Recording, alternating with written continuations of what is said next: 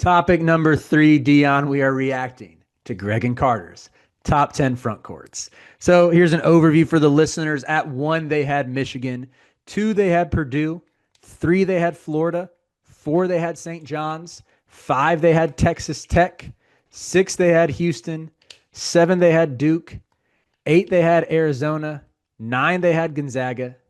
10, they had Kentucky. Your thoughts? I have a hard time having Michigan at one, I kind of do too. especially above Purdue. So we can move Michigan down to 3 because I love Florida. I think Florida at one makes the most sense. Honestly, I think Texas Tech at two was Because where my head was. you got Toppin and Bamboye, like Yeah. Toppin And best. honestly, Houston at three. So Greg, I think Greg was the devil's advocate for Houston, just with like I can't even remember exactly what he said. Just that like Clough and TKR are better than Sinak and JoJo Tugler. Oh no, this was Carter's argument. I got confused. He said that like Toppin is the best player. They debated Texas Tech and Houston, and with Toppin being the best player, they gave the edge. I think Tech gets the edge, but I think they're both too low, though, if that makes sense. Yep. So if we reordered and had Florida at 1, Tech at Tech at 2, two. Yeah. respect for JT Toppin, then who do we have? Do you want to put Purdue at 3 or or excuse me, Houston at 3? Sinak and Tugler, man. But I think I go Purdue at three. Yeah, I think you got to give TKR the love He- there. Here's my issue with Michigan above Purdue. I get the vision. I think Mhm. Michigan has the highest ceiling front court in the country by far. By far the high. By the way, Michigan just might have the highest ceiling in the country, position wise. Regardless, like if everything hits, that team's the best team in the country. Everything Michigan's attempting to do is stuff Purdue's already accomplished. Yeah, that's a great way to put it. Great way to put it. Yeah, they have already been to the mountaintop essentially. TKR has played in a national championship game. TKR averaged 20 a game last year. I'm good to put Purdue at 3, Houston 4, Michigan 5. That would be how I would reorder it. Yeah. Then I want Duke in the top five. you want Duke ahead of Michigan? Yeah, So maybe even Purdue. you're taking Cam Boozer. So that would be Cam Boozer, Pat Gongba, and Malik Brown. Why am I forgetting Malik's last name? You had it. Malik Brown? Why am I questioning myself? Duke breaks my brain sometimes. That's the only explanation. If I'm being honest, they do. But um, so it's Yeah. that be Boozer, Pat Gongba, Malik Brown over Yaxel, Ade, and Merez.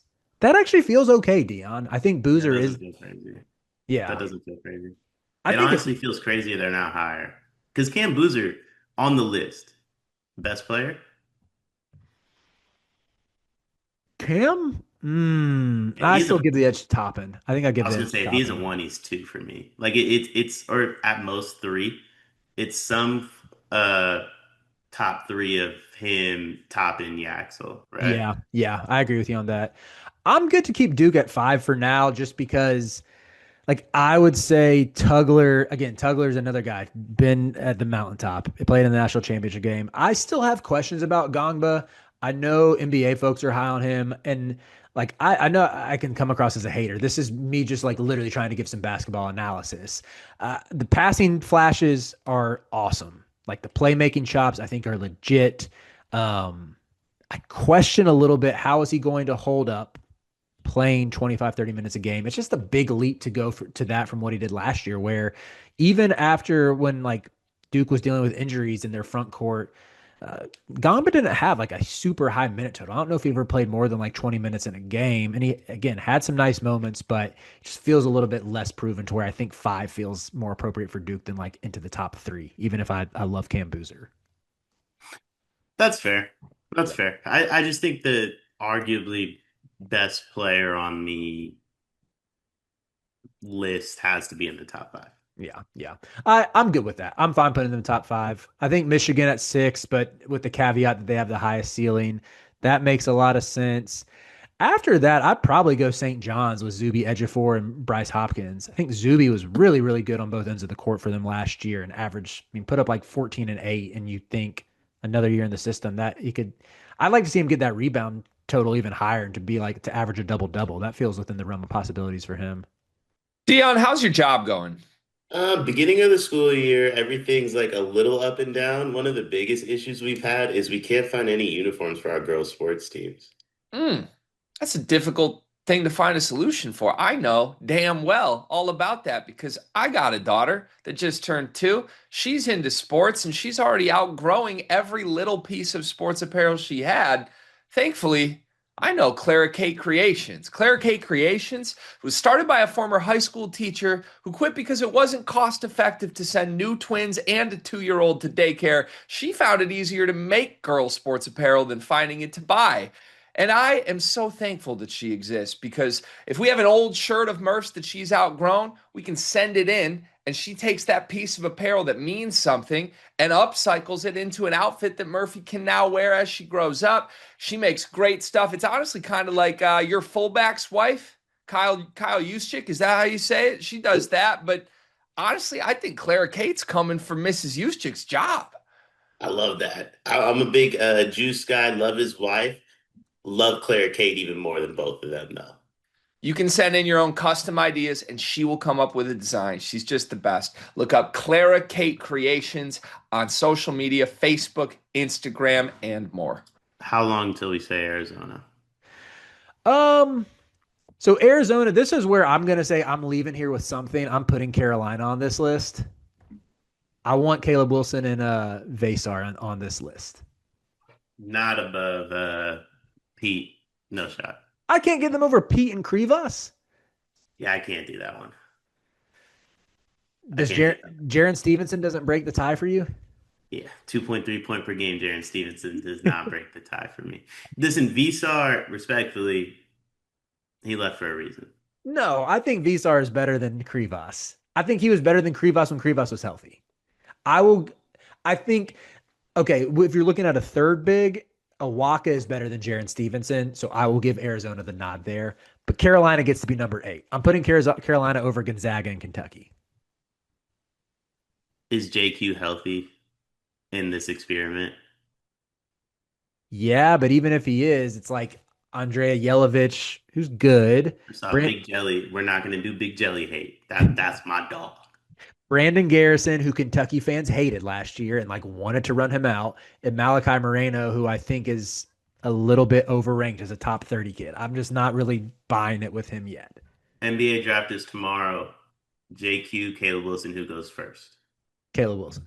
No shot. Caleb Wilson's going No first. shot. Caleb Wilson goes No first. shot. I No will shot. comp. We can put. What if we do St. John's at 7, Arizona at 8, UNC at 9, and Kentucky can have that number 10 spot. I'll give it to you because they did like a veto sway thing, and I know if we did that, you would use your veto. But I want it unequivocally clear. I do not agree with the 9 and 10 slots on this. Does Virginia interest you at all for the second time in this podcast? This the Ritter played with Luca, pretty much. Oh yeah, like you were talking about Luka Doncic. Yes, I thought you were like talking about my Luka. no, like You got to Luka. specify Luka D and Luka B these days. I don't feel like I do.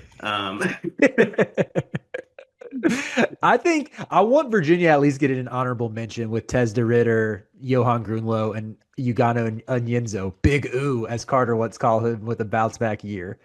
I think DeRitter and Grunlow. I know there's always questions about DeRitter's going to translate immediately. That dude has played so many pro games. Grunlow is still young, but the combination of like 3-point shooting and shot blocking at a 7-foot frame for an 18-year-old is insane. So I think Virginia might make this list by the end of the year, but I'm cool to go with Kentucky for now. Yeah, I don't think Virginia will make the list. This DeRitter's like he's been trying to make it to the NBA since like 2018, man. So you just don't think DeRitter's that good? He literally tried to enter the draft with Luka Doncic. Like I don't think that's an exaggeration. So he's been trying to make the NBA for 7 years. I'm like pretty sure. Like There's no way he's that old. He's not 25. how old is this dude? I don't think that's He that might be crazy. 24, actually. Like, you I might be don't. onto something. Oh, he's only 22. Okay, maybe that was a stretch then. Maybe like 5 years then. Like I know he's been trying to make the NBA. Like he's been in the NBA draft process multiple times. I know that much. I mean, I'm good to keep rolling with it for the bit that he tried to enter the same draft class as Luca. We just propagate that lie all year. That sounds fun. Him and Luka Doncic did something together. Like I know that much. Like him and Luka Doncic did something together. Is Luka 7 years in the league, by the way? Yeah, he is. Dang. Yeah, he is. Crazy. Um, all right. Well, sorry, Gonzaga fans. Gonzaga fans were in the comments yesterday. I didn't realize we had a Gonzaga audience. It's no disrespect to Braden Huff and Graham Ike, but it's a little bit of disrespect. Well, it's not even disrespect. I just want Carolina in there, and Kentucky has Jaden Clayton, who Deion loves. So you're fighting an uphill battle here. This Ritter turns 23 in like 2 months, That's man. the Ritter season. Watch out. ACC is back.